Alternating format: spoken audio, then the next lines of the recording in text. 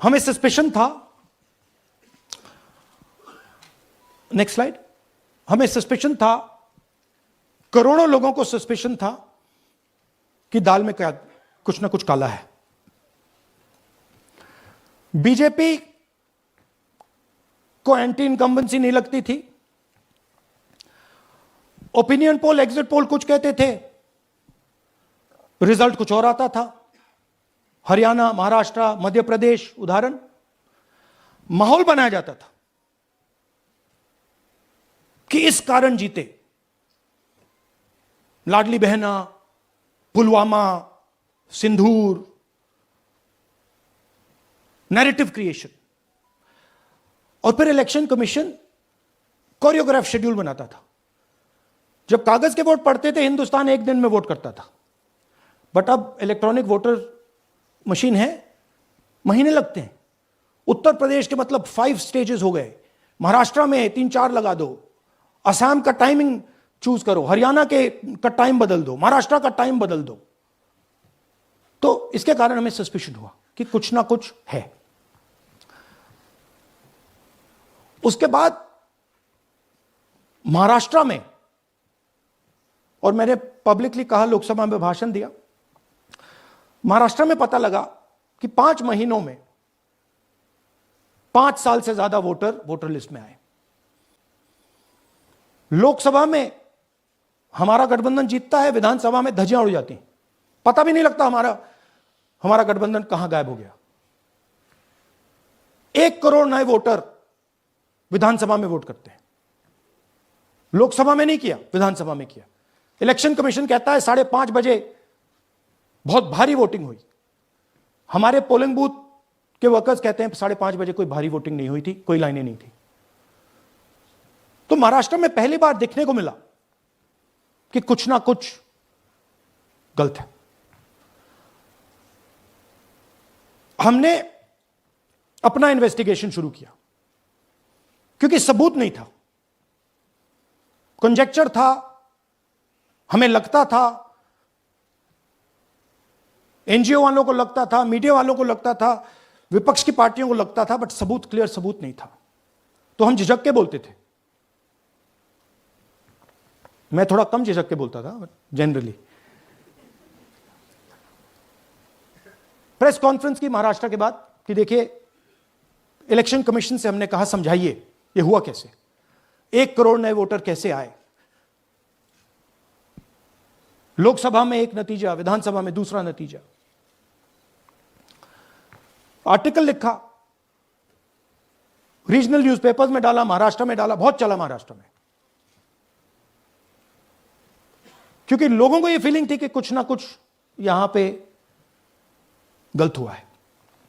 तो फिर हमने कहा ठीक है, चलिए सबूत निकालते हैं, सबूत ढूंढते हैं।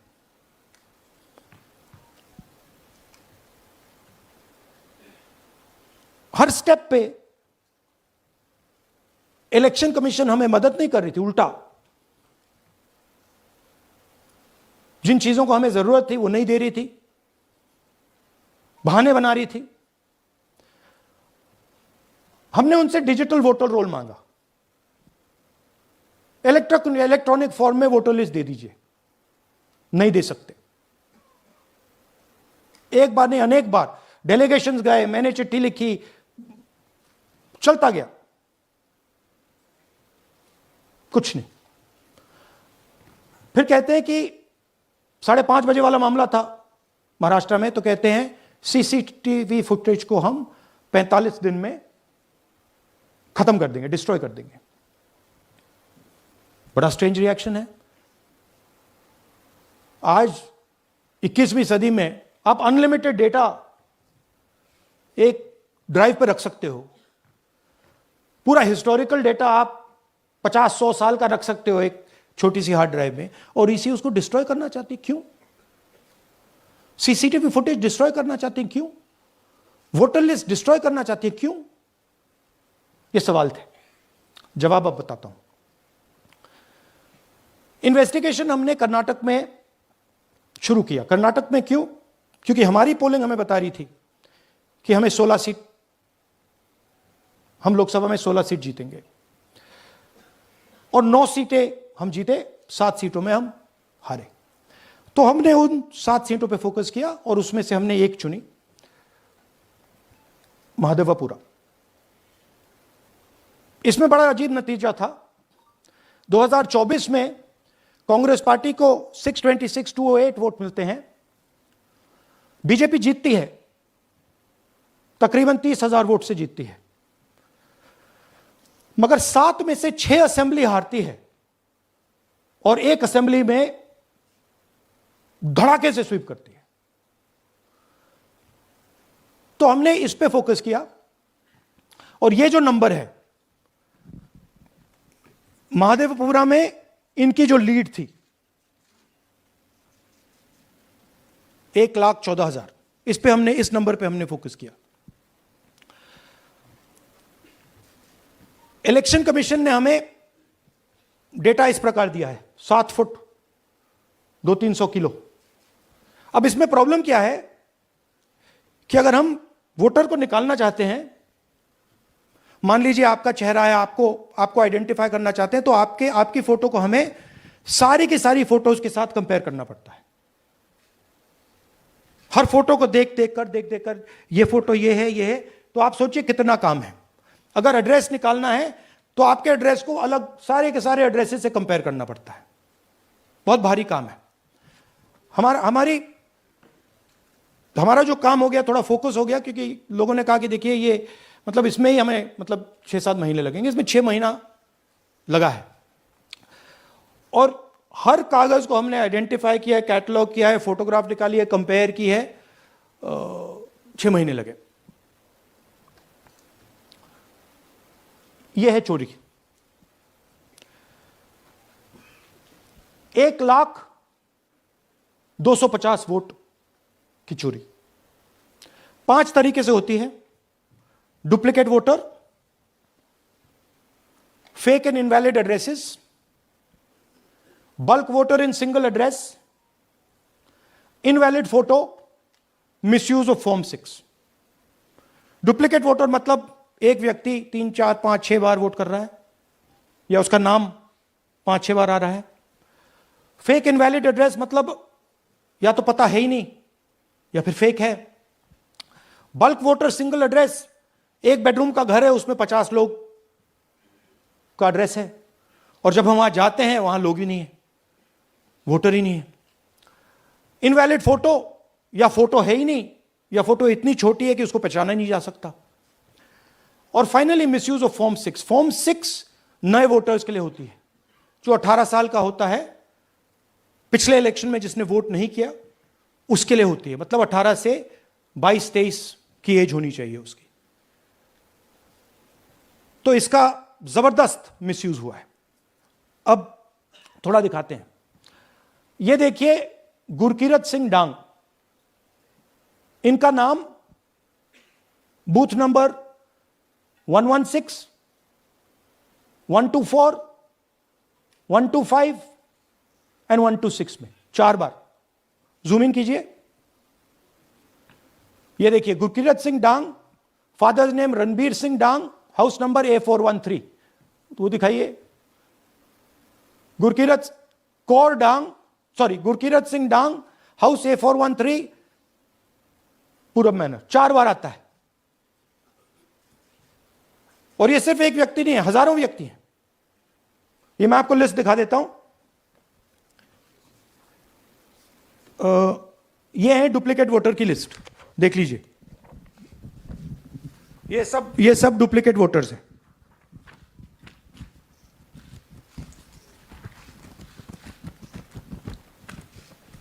इसके बाद नेक्स्ट, ये देखिए, ये एक और डुप्लीकेट वोटर। नहीं, थोड़ा पीछे ले जाओ, जूम आउट। ये आदित्य श्रीवास्तव जी हैं। ये महाराष्ट्र में इनका नाम महाराष्ट्र में है, कर्नाटक में है, उत्तर प्रदेश लखनऊ में है, और कर्नाटक बेंगलोर अर्बन में है। 4 बार आता है, सेम फोटो सेम एड्रेस। और दूसरा नाम दिखाइए, ये है विशाल सिंह। ये कर्नाटक में इनका नाम है, 2 बार कर्नाटक में आता है, और एक बार देखिए ये वाराणसी में साहब वोट कर रहे हैं, वोटर लिस्ट में है। थोड़ा जूम आउट कीजिए। और ऐसे हजारों हजारों लोग हैं, 11,000 वोट ऐसे चोरी हुआ है। ठीक है, नेक्स्ट, फेक एड्रेस। या तो एड्रेस है ही नहीं, या फिर address 0, house number 0, street number 0 दिखाइए। हाउस नंबर 0 देखिए, मुनियप्पा जी, मंजुला मुनियप्पा जी का हाउस नंबर 0। अच्छा ये देखिए, टेकराज सपकाता, इनका फादर का नाम DFOIGAIDF, हाउस नंबर 0 में रहते हैं। हस्बैंड्स नेम इनका, नीचे जाइए, टिक्का कुमारी आचार्य, नेम YTDR, किसी ने ऐसे ही टाइप कर दिया है, YTDR QPF। अच्छा जूम आउट। और जब हम इन एड्रेसेस को वेरीफाई करने जाते हैं तो कोई एड्रेस नहीं है। 40,000 ऐसे वोटर हैं, या एड्रेस 0 है या फिर एड्रेस है ही नहीं। Next, bulk voters in single address. Single bedroom का घर है, 80 वोटर रह रहे हैं उसमें, दिखाइए, जूम इन कीजिए। अलग अलग नाम, अलग अलग परिवार। और जब हम वहां जाते हैं हमें बताया जाता है यहां पे 80 लोग नहीं रहते, यहां पे ये लोग हैं ही नहीं, कोई नहीं जानता इनको। ये है बूथ नंबर 366 पे वही कहानी। ये देख लीजिए, छोटा सा एक बेडरूम का घर है, जूम इन कीजिए। ये सब लोग, इलेक्शन कमीशन के मुताबिक ये सब लोग इस घर में रहते हैं। और जब हम वहां जाते हैं एक भी नाम नहीं मिलता, और वहां के लोग कहते नहीं ऐसे, इन लोगों को हम नहीं जानते। Zoom out.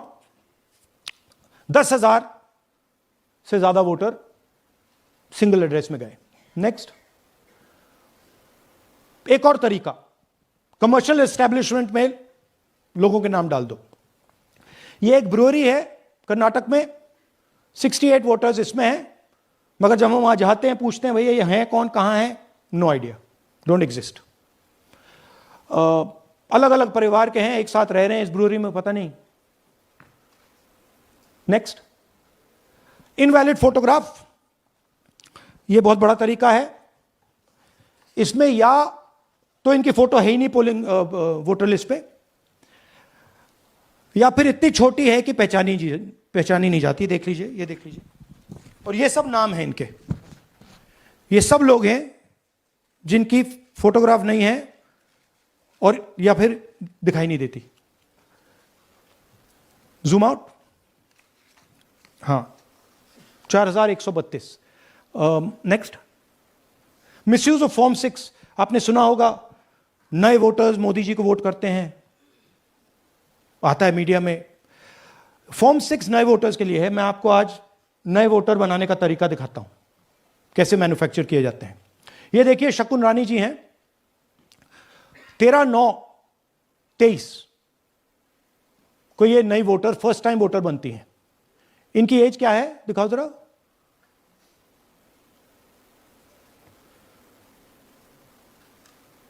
अ, 70 साल की हैं। और ये देखिए कैसे किया गया है। 2 बार अप्लाई करती हैं। पहली बार 13/9, दूसरी बार 31/10। इसमें उनकी फोटो जूम आउट है, इसमें उनकी फोटो जूम इन है। ऊपर देखिए, फर्स्ट नेम शकुन, सरनेम रानी। यहां देखिए सरनेम है ही नहीं, फर्स्ट नेम शकुन रानी। और ये देख लीजिए साइड पे, इन्होंने 2 बार ही वोट किया है। अब पता नहीं इन्होंने किया है किसी और ने किया है, बट 2 बार इस आईडी कार्ड पे 2 बार वोट लगा है। वो जो टिक है वो पोलिंग बूथ के ऑफिसर की है। इसीलिए सीसीटीवी को डिस्ट्रॉय किया जा रहा है, क्योंकि वो ये हमें पता ना लगे कि शकुन रानी जी है ही नहीं, या फिर कोई और 3-4 बार वोट कर रहा है। और दिखाइए, तो इस प्रकार से बेंगलोर का चुनाव चोरी किया गया। 2-3 और चीजें। हरियाणा का इलेक्शन देखें तो कांग्रेस पार्टी और बीजेपी के बीच में तकरीबन 22,000 वोट का फर्क था टोटल स्टेट में। एक असेंबली में इन्होंने 1 लाख वोट चोरी किए। तो आप इमेजिन कीजिए, स्केल समझिए। एक असेंबली में तकरीबन 12 से 15% वोट इन्होंने मैन्युफैक्चर कर दिया। तो अगर चुनाव में 2-3%, 4% की मार्जिन चल रही है तो वो तो गया, राइट। और हमने ऐसा पैटर्न आइडेंटिफाई किया है देश में, जहां पे एक सीट पे धड़ाके से बीजेपी स्वीप करती है या 2 सीटों पे धड़ाके से स्वीप करती है। बाकी सीट में नेचुरल कंपटीशन चल रहा है और फिर सडनली एक सीट में जैसे यहां हुआ स्वीप हो जाती है और पूरा चुनाव चला जाता है। आखिरी बात, नरेंद्र मोदी 25 लोकसभा सीट के कारण प्रधानमंत्री हैं।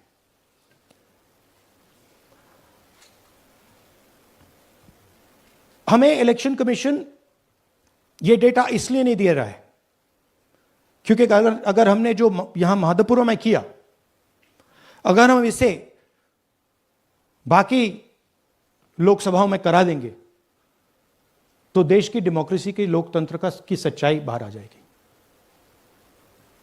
ये अब एविडेंस है, ये क्रिमिनल एविडेंस है। और इलेक्शन कमीशन देश में पूरे एविडेंस को डिस्ट्रॉय करने की सोच रहा है। मैंने जैसे कहा, 21वीं सदी है, एक हार्ड ड्राइव पे आप पूरा डेटा रख सकते हो, 100 साल 200 साल का डेटा रख सकते हो, जितना रखना है रख दो।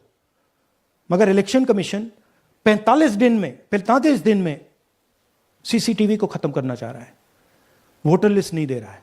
तो they are colluding with the BJP, they are helping the BJP destroy the election system in India.